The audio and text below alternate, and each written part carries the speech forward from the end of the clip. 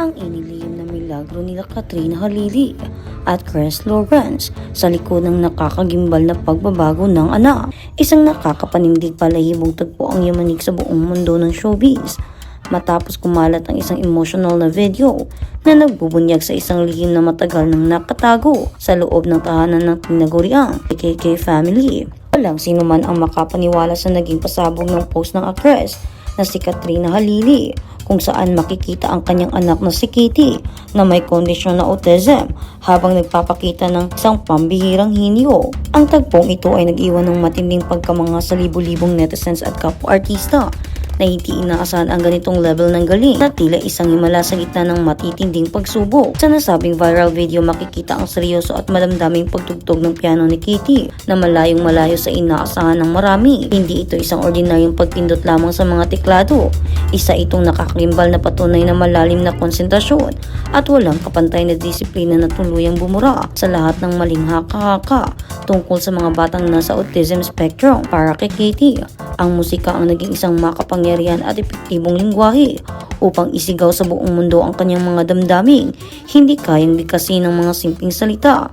Isang bagay na nagpaluwa sa marami niyang taga-subaybay.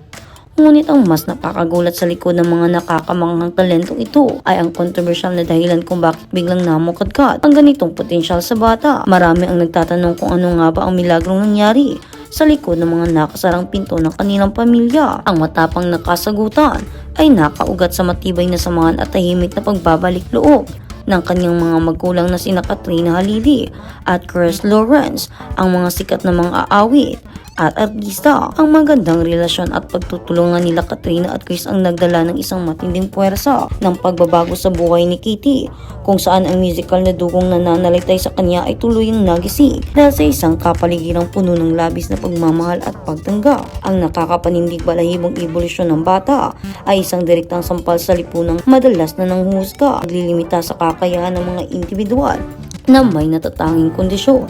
Pinatunayan ng kanilang kwento na ang autism ay kailangang hindi naging isang pader na humaharang sa tagumpay, kundi isang natatanging daan upang magkaroon ng matinding focus sa kaniyang nakayang higitan pa ang kakayahan ng mga ordinaryong bata. Ang balanse at kapayapaang dulot ng nakasundong mga magulang ang nagsisilbing pinakamabisang gamot na nagbigay ng matinding lakas ng loob kay Kitty upang lumabas sa kanyang sariling mundo at harapin ang publiko ng may masayang ngiti at umaapaw na kumpiyansa. Sa huli, ang buong kwento ng KKK family ay hindi lamang nakatuon sa isang pambihirang talento, kundi isang madamdaming patunay na ang walang sawang suporta sa loob ng tahanan ang tunay na lumikha ng mga himala.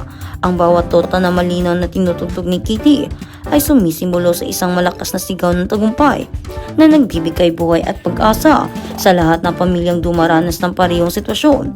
Ito ay isang matinding paalala sa buong bansa na sa likod ng mga tamang paggabay at walang kondisyong pagmamahal ni Katrina Halili at Chris Lawrence, ang bawat batang umaharap sa matinding pagsubok ay nakatagong ningning na nagniningning at naghihintay lamang ng tamang oras upang silawin at baguhin ang buong mundo gaya ng ginawa ni Kitty.